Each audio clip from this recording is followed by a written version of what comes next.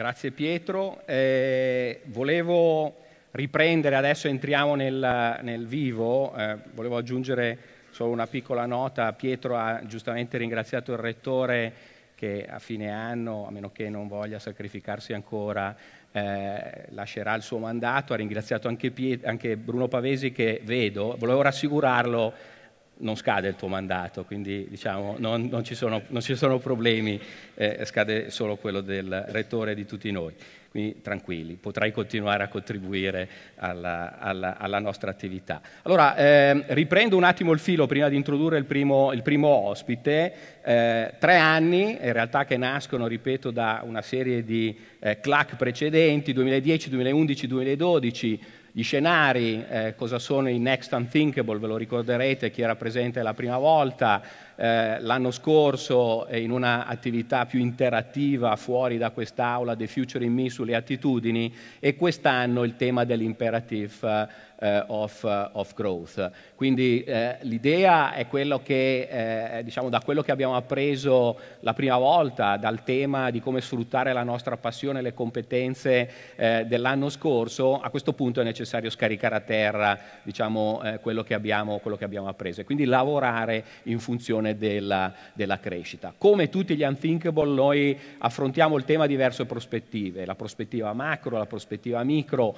Cominceremo e concluderemo con una visione macro. La prima, e chiamo sul palco il nostro primo speaker, che è Sarwant Singh, che è partner di Frost & Sullivan. Come dicevo, è sui Megatrend. I just switch in English for 2 words, just inviting you here. I think that you have your microphone, please. The topic Mr. Singh is going to cover is the megatrends. So, and as I mentioned before, megatrends could be, I mean, we can take advantages of your presentation, because I think that this is the rough picture within we can be inspired for growth. So thank you very much for being here. I leave the floor to you. Thank you. Great. Thank you. Thank you, Professor Granda.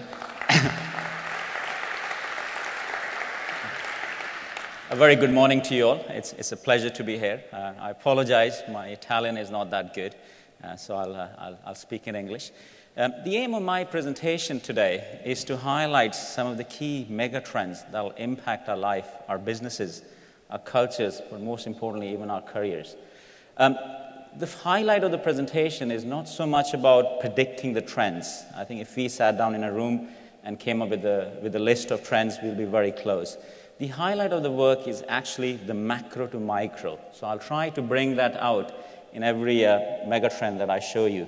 So the objective is, how do we use these megatrends to understand and develop micro opportunities for diverse businesses? It's about finding those white space, uncontested market space opportunities. So I hope today, when you go into the workshop, I can perhaps motivate you to find the next Facebook idea as a result of my presentation. So let me start. The first megatrend that I have is urbanization. The United Nations believes that 60% of the world population will live in urban cities by 2030. Our work suggests that perhaps United Nations is underestimating the rate of urbanization. We believe it'll be 5-6 years much before that we hit this rate. You just need to go to countries in Asia, in Africa, and in Latin America. The key trend within urbanization is actually the development of mega cities, mega regions, mega corridors, and unfortunately also mega slums. And in some cases, it's almost in the same region that you find all those 4 sub-trends. If you look at cities, for example, if you've been to Africa, if you look at Joburg, Pretoria, Gauteng, it's one big mega region today. The locals even have a name for it. They call it Jotoria. Jotoria will have a population of 15 million. It has 2 airports today. It'll have 4 in the future. Similarly, we're seeing a vast development of mega corridors and mega regions. As a matter of fact, even Italy will have a couple of mega corridors in the future. The Milan to Turin, the Mito corridor, housing about 5 million inhabitants, contributes to about 23% of Italy's GDP. The TMG corridor, which will house about 19 million people, is one of the main economic drivers within Italy, and it is expected to contribute to about 43% of Italian GDP by 2020. So these mega regions, mega corridors will be key economic drivers of growth. And just to give you an example here is India. Countries like India will see huge urbanization. India will build one of the biggest corridor ever in the world, which will be about 1,500 kilometers of corridor connecting Mumbai all the way with Delhi. It's being financed at a $100 billion investment, being financed by Japanese government, but also most of the contracts will be won by Japanese companies, because that's the nature of how the contracts have been established. So what are the micro implications of these megatrends? And let's just take the example of urbanization and look into it a little more in detail. Our prediction is that in future, it will not be countries, but cities that will drive wealth creation. Now, let me give you a few examples. Seoul contributes to about 50% of South Korea's GDP. Similarly, cities like Bogota, Brussels contribute about 45% of GDP. I come from London. London has only 12.5% of UK's workforce, but contributes to 20% of the country's GDP, which will grow to 30%. So what are the implications? Well, the implications are that city as a customer will become a lot more important in the future. And let me use the case study of Siemens here. Siemens Group, an 88 billion euro company, was actually broken down into 3 megatrends, if you look at how the company was positioned 3 years back. But the company, very forward-looking company, what they've done is they've created a 4th division. They call it Infrastructure and City Division. And the objective of this division is to go after city as a customer.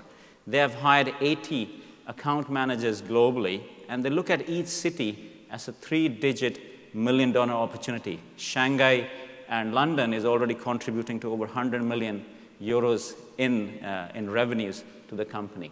So we see a change in future how organizations will look at cities. Companies like Siemens are also providing finance to the cities to develop the next generation of infrastructure to drive that economy forward. So now let's just focus on urbanization a bit, and let's look at how you can apply this methodology, and I've just taken the example of urban mobility here. If you look at mobility today, and if we just broke it into 4 different quadrants as shown here, we're already starting to see new mobility business models. Car sharing. 3 years back, I went into a German OEM, and I told them that you're not in the business of making cars, you're in the market for personal mobility, and you should seriously consider a car-sharing business. And they said, I'm going bonkers. But 2 years later, the same company has now set up a car-sharing business. It was unheard, maybe 3 or 4 years back.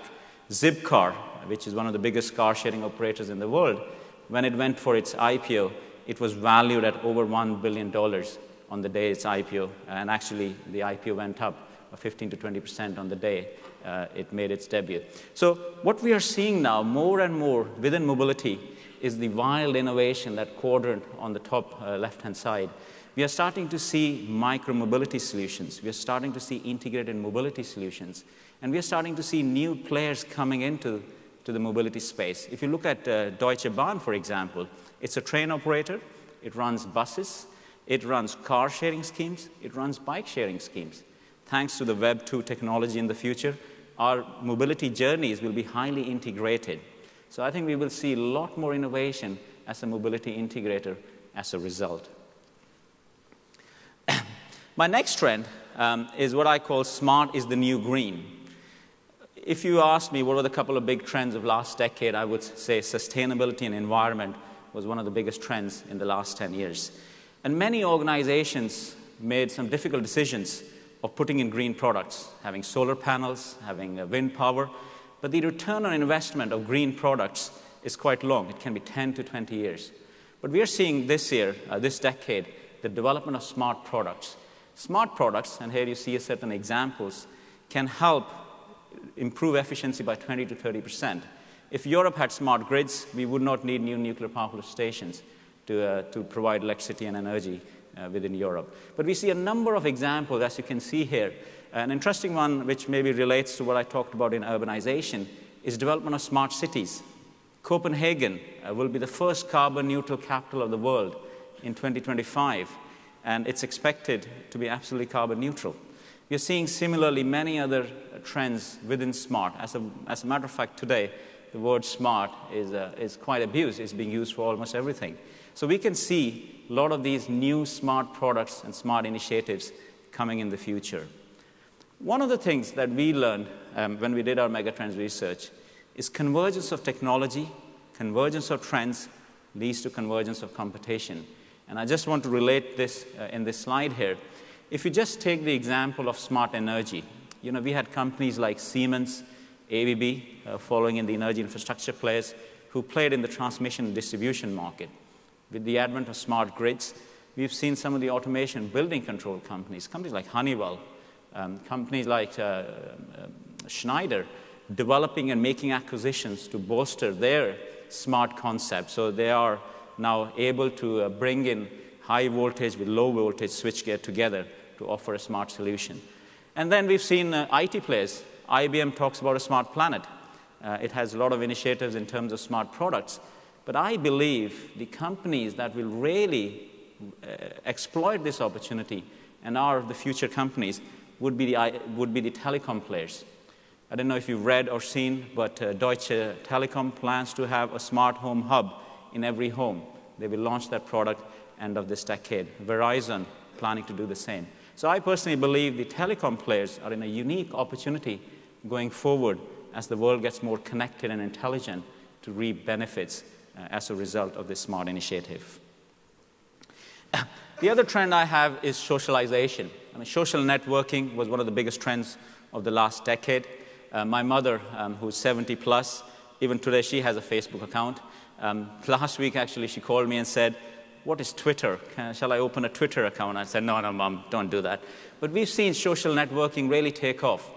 In this decade, if you combine social networking with location-based services, you combine it with geotagging, geocoding, we will see geosocialization. So, for example, if you are on the Champs-Élysées in Paris, it'll give you certain services, buy one, get one free. Certain businesses, if they have excess inventory, can get rid of the inventory by giving instantaneous discounts or offers to their customers. So we'll see geosocialization becoming a lot more important. It already is, as you can see, with many services available on the iPhone today. In terms of population graphics, I wanted to highlight two main trends here. One is the growth of the middle class. I think we've talked a lot about the middle class, but in this decade, we will see the power of middle class, especially in some of the emerging markets of India, China, Brazil, Russia, and Africa. But the other big trend is this what I call Gen Y. That's the population between 15 and 34 today. I think we realize the potential of Gen Y in the Western Hemisphere. But countries like India and China will have a population which will be in that age group, about more than 1 billion people in that age group. In China, we call these people little emperors. They were born out of a single-child policy. I actually believe that this decade, China will roll back its single-child policy because it has created a huge polarization in age groups within China. So it's a very important customer segment, the Gen Y and Gen Z, but also it is very different. It's not like our generation, like baby boomers. We loved buying cars. One of the reasons the American car industry has gone down because the young people don't necessarily want to buy cars. They want personal mobility. And car is not necessarily that element of personal mobility as it is seen. The other trend we have is Space Jam. We'll have over 1,100 satellites being launched globally cumulatively in the next 10 years. Now, this is about 20-25% more than what was launched in the last 10 years. But with the big difference that most of the satellites that we will see going up will be for commercial and civilian applications. We'll have Chinese launching the Beidou system, which will compete with the American GPS system. We'll have the GLONASS from Russia. We Europeans will get together and hopefully launch Galileo. But the kind of services that this will bring will be amazing. We could be able to spot in a 15-story building where we are exactly sitting on which floor as a result of some of the space launches that we will see. What we'll also see is a very connected world. There will be 80 billion devices connected in the future. There will be 4 billion people with access to internet by 2020. Half of these people will access internet using tablet PCs.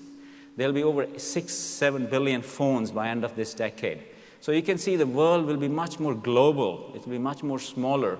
And I'll talk a little bit later about what this means to business models of the future. This trend is actually one of my favorite. It's not actually a mega trend. It's more like a mega vision. We call it innovating to zero. So how you as an organization can have a zero vision strategy. So for example, carbon neutral cities, carbon neutral buildings, factories that don't emit any emissions, zero accidents. Volvo has a strategy of zero accidents. There are certain governments developing strategies to have zero accidents on highways. So how you as an organization can develop that? Maybe you will not meet that vision in the next 10 years, but even if you achieve half of that, it could mean a lot, and it could make a big difference to the society. So I would suggest, have a look and understand, does your company or do you have a zero vision strategy for yourselves? Talking about business models, as part of our analysis, we looked at very different business models. We tried to understand which could be the mega business model of this decade. And we actually zoomed it down to value for many. So it's not value for money, but value for many. So how do we develop products which can appeal to this huge growing middle class in this global world? Or how can we leverage the internet, the mobile phones, to sell to a 4 billion population?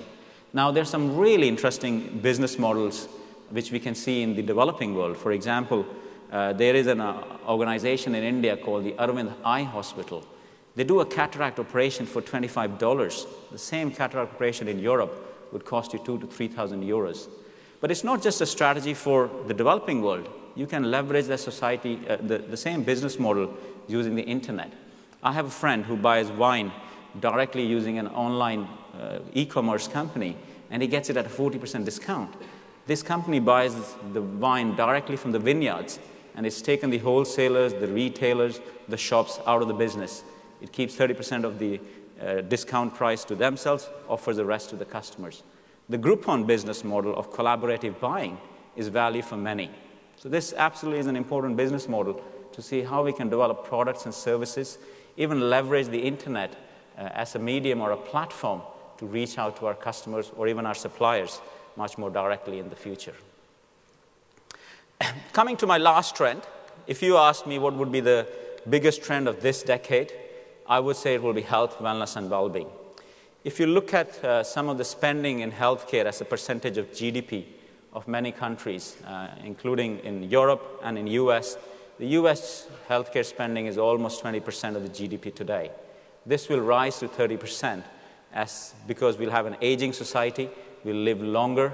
So there will be a huge paradigm shift in how healthcare is actually looked at and treated. So our prediction is there will be a shift from healthcare more to wellness and well-being. The important thing is how do we define wellness and well-being? And when I've worked with many organizations, they've struggled to understand what part of wellness and well-being should we go after. So I took some inspiration from Leonardo da Vinci, and we came up with this analysis that wellness and well-being is all about the body, mind, and soul. The mind is all about things like mood, stress levels. The body is about our sensory systems. And the soul is things like personal values, personal fulfillment, self-image. If you look at all those Hollywood stars buying Toyota Prius hybrids when they were launched, it was not necessarily they were green. It was because of their self-image, or it was because of their personal values.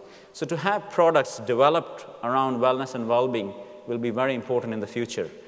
I ran once a project for a car company where we were looking to develop wellness, well-being technologies in cars like air conditioners, humidifiers. And very interestingly, we found the Milanese people were very interested in some of those technologies and were willing to pay for it. And that was because of the high pollution in Milan. But at the same time, in places like Stockholm, where we have the impression that people are very green, they didn't want those technologies because already the environment there is different. So again, very interesting and important to understand where exactly to position some of these wellness and well-being products. So that brings me to my last presentation, last slide, which is also a very important slide, is how do you apply the macro to micro methodology? And perhaps you can also use it in your workshops later today. So let me walk you through this. I think it's very important to understand the megatrend and the sub-trend. Like I mentioned, urbanization, it's important to understand the sub-trends, development of mega cities, mega regions, development of 40 smart cities we will see in the future, over 100 sustainable cities. But then is to understand the impact to your industry. But first, it's important to understand what industry are you in. Like I mentioned, car companies are not in the business of making cars. They're in the market of personal mobility. So understand the impact of urbanization to personal mobility. Well, we have new business models like car sharing, micro-mobility solutions. And then it's important to understand the impact to your future products. 50% of people in the developed world buy cars who live in cities. Does that mean we should develop a new mega city car? I think BMW came up with a fantastic idea. Once you develop that new product, what technologies do you need? It's no point in a mega city car to have conventional technologies in cars, because we might have Wi-Fi cities. We might need autonomous parking. And then very important is to understand the customer's unmet needs. I live in London, and I'm not a bad driver, but when I need to turn my car, it normally takes me 3 or 4 turns. But London taxis can do it as a 2-point turn, because the cars are made with lower turning radius. Maybe that is the customer's unmet needs in driving in mega cities. So important to understand what is the customer's unmet need as a result of that mega trend and how you can satisfy that. So with that, that brings me to the end of my presentation. Thank you very much. Thank you. Thank you.